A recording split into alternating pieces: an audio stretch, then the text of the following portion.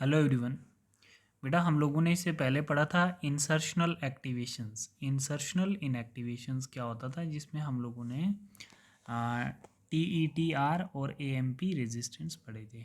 ठीक है, वो आप लोगों ने बहुत अच्छे से समझे थे कि वो ट्रांसफॉर्म्ड होस्ट और नॉन ट्रांसफॉर्म होस्ट में आइडेंटिफिकेशंस के लिए इन दो जीन्स का यूज़ होता था, TETR और AMPR। राइट। अब क्या है कि ट्रांसफॉर्मेशंस क्या होता है, मतलब ट्रांसफॉर्मेशंस आज का हमारा टॉपिक है। हम लोग अच्छे से देखेंगे कि ट्रांसफॉर्मेशंस होता क्या है। मतलब होस्ट में रिकॉम्बिनेंट डीएनए, मतलब होस्ट कंटेन रिकॉम्बिनेंट डीएनए, तो उसको हम ट्रांसफॉर्मेशंस बोलते हैं। ठीक है ना, मतलब बदल जाना, रूपांतरण हिंदी वर्ड है, रूपांतरण, बट बदल जाने को ट्रांसफॉर्मेशंस कहते हैं। मतलब जैसे क्या होता है कि होस्ट के अंदर अगर हम रिकॉम्बिनेंट डीएनए इंसर्ट करते हैं तो उसको हम ट्रांसफॉर्मेशंस होस्ट कह सकते हैं। राइट। अब कितने मेथड्स होते हैं इसमें ट्रांसफॉर्मेशंस के लिए, आप लोग देख सकते हैं। सबसे important heat shock methods, gene gone method, इसको हम बायोलिस्टिक मेथड भी कह सकते हैं, micro injections method and using vector methods हम लोगों ने ऑलरेडी ये डिस्कस किया है। ठीक है ना, तो हम लोग डिस्कस करते हैं कि हीट शॉक मेथड एक एक करके हमने पढ़ने हैं ट्रांसफॉर्मेशंस मेथड। तो आपको क्वेश्चन भी पूछ सकता है बोर्ड कि व्हाट इज ट्रांसफॉर्मेशंस मेथड। ठीक है, what is transformations and explain it's methods. तो आपको पता होना चाहिए कि चार इंपॉर्टेंट मेथड्स होते हैं।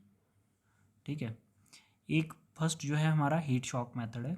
हीट शॉक मेथड में क्या होता है कि मतलब हमें इसमें ये जानना होता है कि फॉरेन डीएनए को कैसे हम इंसर्ट करेंगे होस्ट सेल्स के अंदर। ठीक है ना, हीट शॉक मेथड में फॉरेन डीएनए को हम लोग कैसे इंसर्ट करेंगे होस्ट सेल्स में। तो आप लोग देखिए, जैसे हमारे पास क्या होता है कि एक नेक्स्ट स्लाइड पे चलते हैं। हीट शॉक मेथड आप अच्छे से जानते हैं, मतलब जो ट्रांसफॉर्मेशंस में हेल्प करता है। तो कैसे, मतलब हमने ट्रांसफॉर्मेशंस क्या करनी है, मतलब फॉरेन जीन्स को इंसर्ट करना होस्ट सेल्स के अंदर। तो जैसे हमारे पास ये होस्ट सेल है, ये होस्ट सेल है। ठीक है, तो इस होस्ट सेल्स की जो मेम्ब्रेन है, ठीक है, इस सेल्स होस्ट सेल्स की जो मेम्ब्रेन है वो हाइड्रोफोबिक लिपिड बाइलेयर है। कौन सी मेम्ब्रेन है, हाइड्रोफोबिक लिपिड बाइलेयर है। मतलब इसमें क्या होता है कि इसमें वाटर पास नहीं होता है, हाइड्रोफोबिक होती है। फोबिया क्या होता है, फोबिक मतलब रेपेल, वाटर रेपेलेंट। ठीक है ना, तो इसका मतलब होता है कि डीएनए इज़ नॉट डायरेक्टिंग, मतलब डायरेक्टली पास डीएनए इसमें नहीं पास होगा, किसमें, हाइड्रोफोबिक मेम्ब्रेन में। बेसिकली जो डीएनए की मेम्ब्रेन होती है वो हाइड्रोफिलिक मॉलिक्यूल्स होते हैं, it can not pass through cell membranes. ठीक है ना, डीएनए जो होता है उसकी जो मेम्ब्रेन होती है वो हाइड्रोफिलिक मॉलिक्यूल से बनी होती है, बट इकोलाई की जो सेल मेम्ब्रेन है वो कैसी है, वो हाइड्रोफोबिक लिपिड बाइलेयर है। अब लिख सकते हैं हाइड्रोफोबिक लिपिड बाइलेयर। ठीक है, अब देखिए जैसे डीएनए जो होता है वो कैसा होता है, हाइड्रोफिलिक होता है, हाइड्रोफिलिक मॉलिक्यूल। तो अब डीएनए इसमें इंसर्ट कर नहीं सकता है। अब इसमें क्या होगा कि हमारा क्या रहता है कि मतलब इस इकोलाई को, होस्ट सेल्स को हमने क्या करना होता है, it is made competent to receive foreign DNA.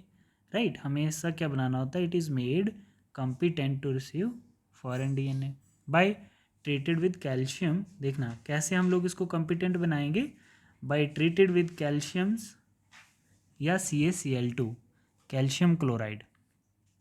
मतलब आप लोग क्या समझ रहे हैं कि सिंपल जो ये एलिमेंट है कैल्शियम का, मतलब इसको हम डाइवेलेंट आइंस भी बोल सकते हैं। डाइवेलेंट कैटाइंस किसको बोलते हैं, कि एलिमेंट है वैलेंसी 2। अगर किसी एलिमेंट में 2 की वैलेंसी हो तो उसको हम लोग डाइवेलेंट बोल सकते हैं।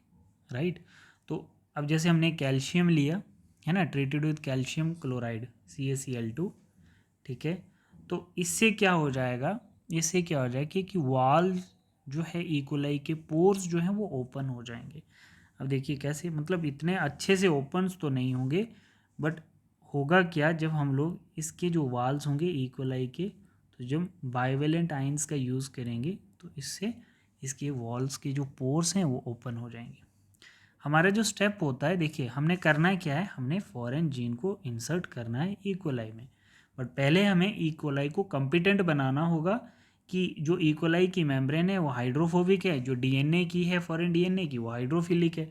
तो हम इकोलाई की मेम्ब्रेन को पहले कंपिटेंट करेंगे, मतलब ट्रीट करेंगे कैल्शियम क्लोराइड से, डाइवेलेंट आयन से। अब डाइवेलेंट आयन्स को हम लोग क्या करेंगे, डाइवेलेंट आयन से ट्रीट करने के बाद इनक्यूबेट कर देंगे इकोलाई को क्या करेंगे, आइस पे रख लेंगे। मतलब आइस क्यूब पे, देखिए एक आइस क्यूब लेंगे जिसके ऊपर हम होस्ट सेल्स भी और फॉरेन जीन्स को भी प्लेस कर देंगे, राइट। मतलब इनक्यूबेट ऑन आइस, किसको, इकोलाई को ट्रीट करना है कैल्शियम क्लोराइड से और उसको इनक्यूबेट कर देना है एक आइस क्यूब पे, जिसमें होस्ट सेल और फॉरेन जीन्स दोनों आ जाएंगे, राइट। मतलब इस आइस क्यूब में हमने फॉरेन जीन्स को भी प्लेस कर दिया और होस्ट सेल्स को भी प्लेस कर दिया, राइट। अब नेक्स्ट क्या होगा, इस आइस क्यूब से अब हम देंगे हीट शॉक मेथड।